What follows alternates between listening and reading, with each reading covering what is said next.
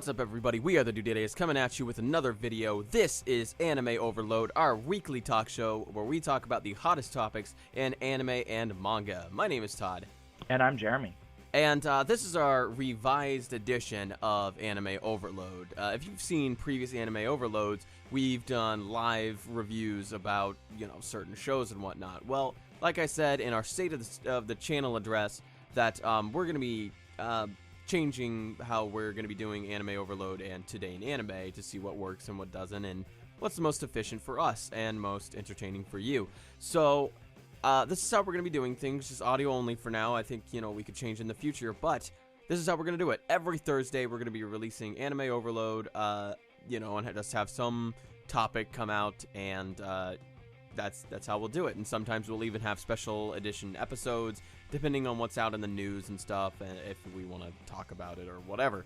So that is Anime Overload. So Jeremy, can you tell us what's going on today? All right, so we're going to be having a discussion on what is better, physical anime or digital. I mean, what's better for, us, the collector or just the enjoyer, and kind of just talk about that and see what we think is better. Yep, so digital versus physical. So let's start with kind of the bigger, growing, ever rising power that is the digital realm. You've got so many options when it comes to the digital realm. You've got Funimation's Elite Video Subscriber, Crunchyroll, Daisuke, Hulu, Netflix. You've got all sorts of options now to stream anime, for bare bottom prices, less than $10. Yeah, I mean, a good comparison is Netflix and Funimation's EVS. I mean, they're roughly the same price. If you're not getting DVDs from Netflix, you're doing streaming specifically. They're roughly about $8 a month, give or take a couple cents. And with the EVS service, you have tons and tons of anime, while Netflix is continuing to shrink their anime library. And I think a lot of that has been due to, Funimation, Aniplex, and Sentai, everybody else kind of grabbing their titles and pulling them back and getting ready to do their own specific streaming service. I feel like eventually I'm going to end up spending $7 on the, Funimation and Aniplex and Sentai, and then another $7 over here on Crunchyroll for everything else. Yeah, I mean, well, Crunchyroll grabs a lot of the stuff that Sentai and Aniplex own. They kind of share it, or, some stuff from Aniplex goes. It's a really weird way of how they do it, but, yeah, I mean, if you look at it, really, in all honesty, the digital, streaming is so much more cost effective, because you're looking $7.95 a month, or $6.95 every 2 weeks with Crunchyroll. And let's focus specifically on Funimation. You've got Funimation's entire library, well over 1,000 different anime titles. I think they should have over 1,000. English dubs, English subs, simul dubs, simulcasts for new shows that are coming out. God, what else? I mean, the list goes on of what this service offers for $7.95 a month or $59.99 a year. And really, it's cost effective. I mean, when you look at it, just in for $7.95 for 1 month, I could probably finish, if I really tried, 10 series. And generally, box sets cost what? $29.99, $39.99. So multiply that by 10, and I mean, look how much buying box sets for each individual series are, as compared to spending $7.95 to stream this stuff. Yeah, and it's very true. I mean, and again, we do have a few titles that are even more expensive than that. Like, Kill la Kill was, what, $60 per volume? Yeah, for 4 episodes, yeah. I mean, with that being said, I mean, unless, that brings us into the physical side of it, is if you're a huge, like, specifically Kill la Kill fan, then you're going to want to spend that. I mean, I know that the Japanese, the English subs version is on Netflix still, but unless you you're like a huge Kill la Kill fan, it would be more cost effective in the long run to simply buy it. And I think that that's kind of the trade-off with the digital side versus the physical side, is that if you're a hardcore fan of something, Kill la Kill, Sword Art, anything else, anything along those lines that have been streamed before or are currently on streaming, you know, it'd be better instead of spending $7 every month to just break down and spend X amount and buy the physical copy and be done with it. That way you're not basically paying to rent something for eternity.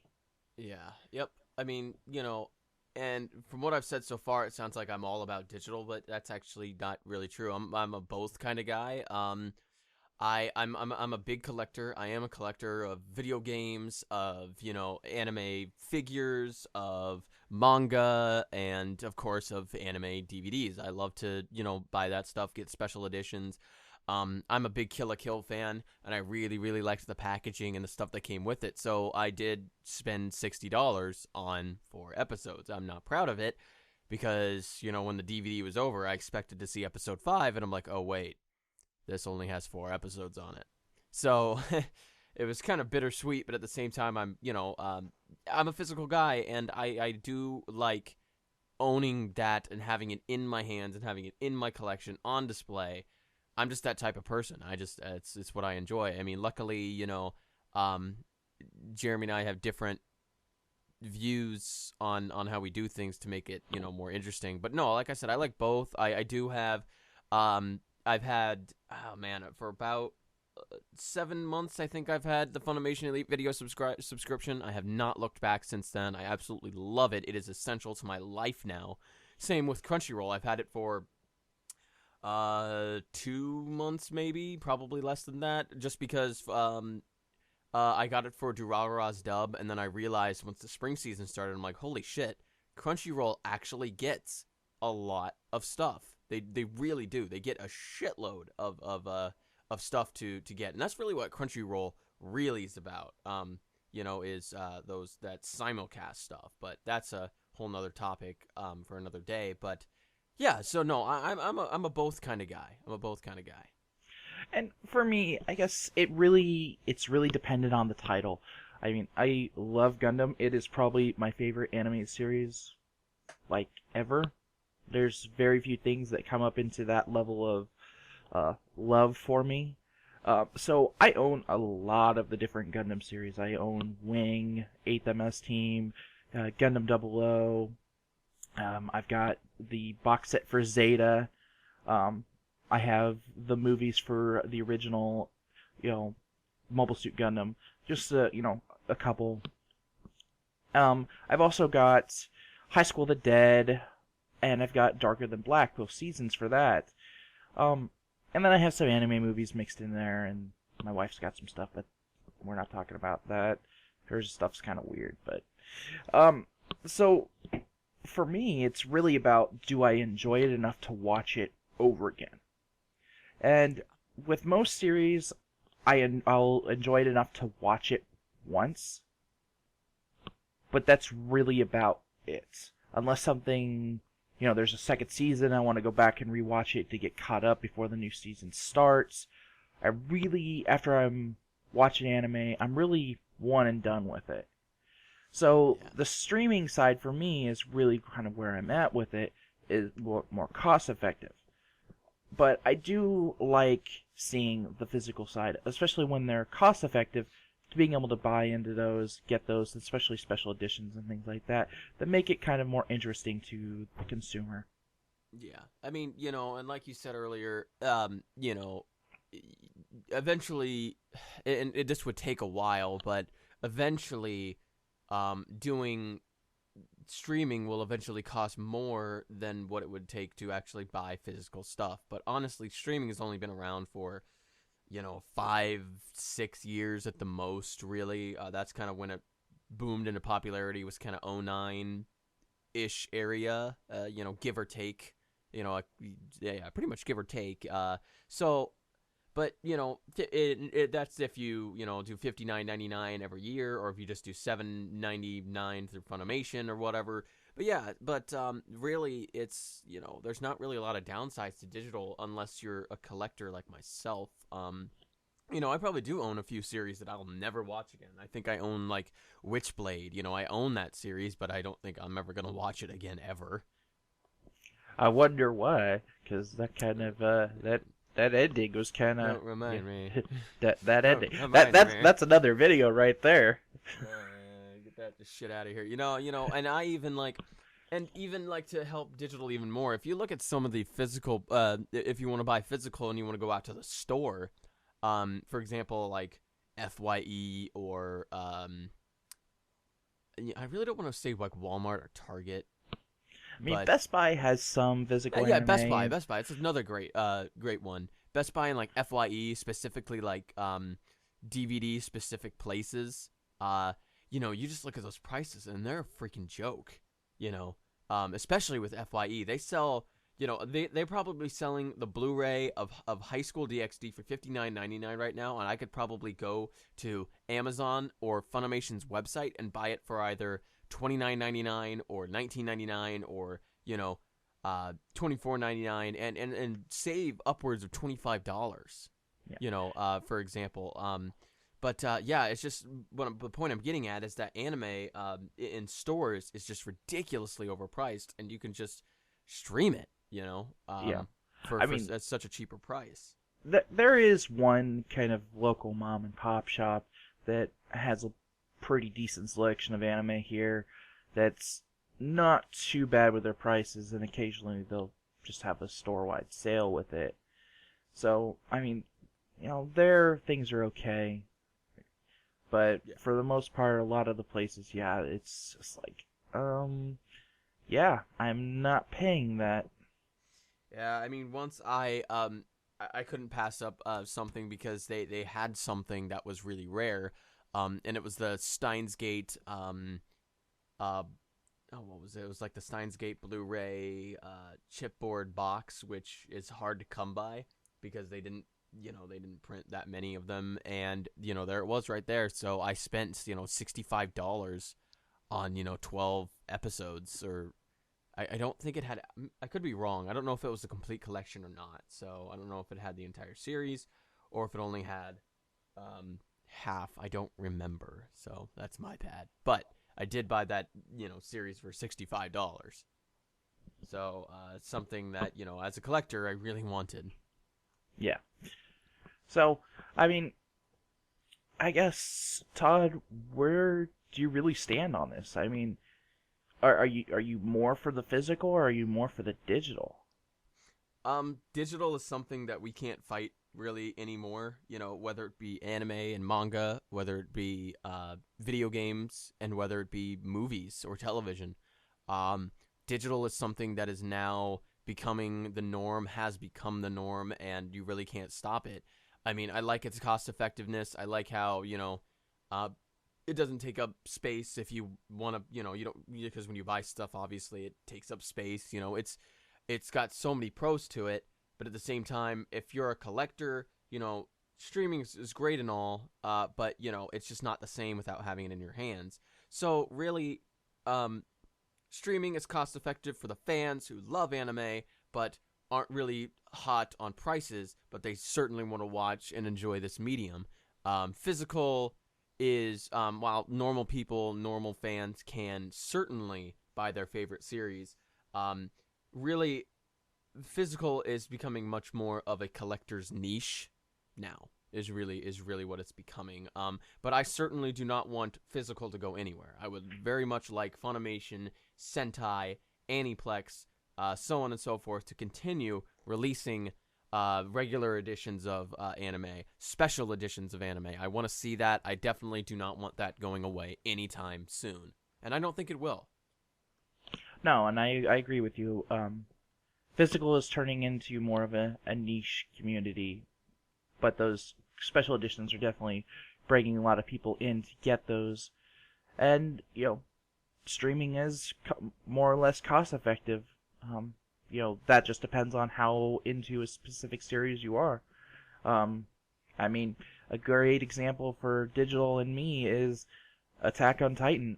I didn't watch it when it aired on TV. I didn't watch it when it came out of Japan. It's not something that I've been super interested in, and it's not something, having watched most of it, yesterday, that is something that I really see myself owning. But, so with that, digital was the best way for me to experience that. Yeah, and plus the fact digital is instant. I mean, I can go right now and watch any series I want to right now, whether it be on Crunchyroll or Funimation. I've got this power of this, instant gratification that that's really kind of like an American thing, and I think that's another plus of streaming, is because it's so instant. It's boom, it is right there for you at any time. And a lot of these services, thankfully, don't have ads. Fuck you, Hulu. Fuck you. It is about that instant gratification and being able to binge watch things. That's a large reason. Like, I like to not watch things as they come out. I like to wait till they hit streaming service, because I hate waiting a week for the next episode. It's like, I love, not Kill la Kill, but yeah, I do like Kill la Kill, but Sword Art Online 2, currently airing on Toonami. I hate waiting a week for the next episode. It's like, I want it now. Yeah, I mean, that right there is a whole nother topic, but that's Toonami's thing with TV and whatnot. But yeah, I mean, it's a good marketing thing for them, because that's exclusive to there and no one else has that. But Jeremy, so where's your final stance on this as well? Where are you standing here with digital and physical, and how do you feel about it? I'm personally more of a digital person. You've got to make a series that I absolutely fall in love for me to, shell out my money to purchase a physical copy of it. And I really, I feel like that might be the large majority of people at this point in time, unless you're a hardcore collector, which then you have to own everything that you watch. Yeah, see, I'm not even that hardcore myself. So, I mean, it's really all about finding a happy medium for each individual person. So, I guess, comment section, tell us, where do you stand on this? Are you for the digital, or are you more of a physical person? Are you a massive collector, or do you like to binge watch?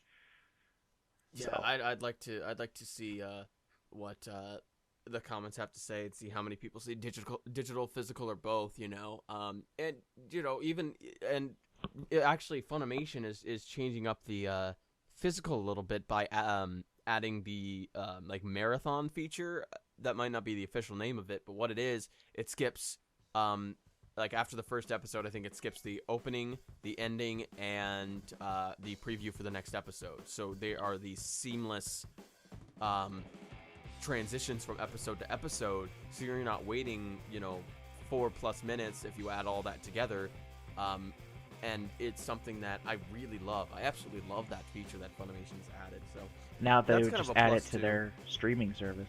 Yeah, that's kind of what I wish too. I'm like, you know what? I kind of wish they would add that marathoning to that too. I mean, there's some opening and endings that I really like to watch, but a lot of the times I'm like, I just kind of want to watch the series. I'm really sick of waiting through this crap, but I kind of wish they'd add that too. But at least that's kind of something the physicals has got going for them as well, something that's new. But yeah. Well, I think that is our debate for the week. We're going on 20 minutes. Let's try to hit it at 20 minutes and get out of here. So that's our video, guys. Thank you, as always, for watching. We really appreciate it. If you liked the video, feel free to give it a like. If you want to see more content from us like this, feel free to subscribe to us. And remember, we're on social media, so hit us up on Twitter and Facebook. Links will be down in the description. And also remember, on May 29th, we're going to be streaming on Twitch, so there'll also be a link to our Twitch channel. Go ahead and follow us ahead of time and find out when we're doing things. We're going to have some streams ahead of time, too. Yep, well, Jeremy will be playing things like Final Fantasy Type 0, and on the 29th, we'll be doing Splatoon. So, as always, guys, thank you very much for watching. This is Anime Overload, your weekly talk show about everything anime and manga related, the hottest topics. We appreciate your time. Thanks, guys, so much. We'll catch you later. See ya.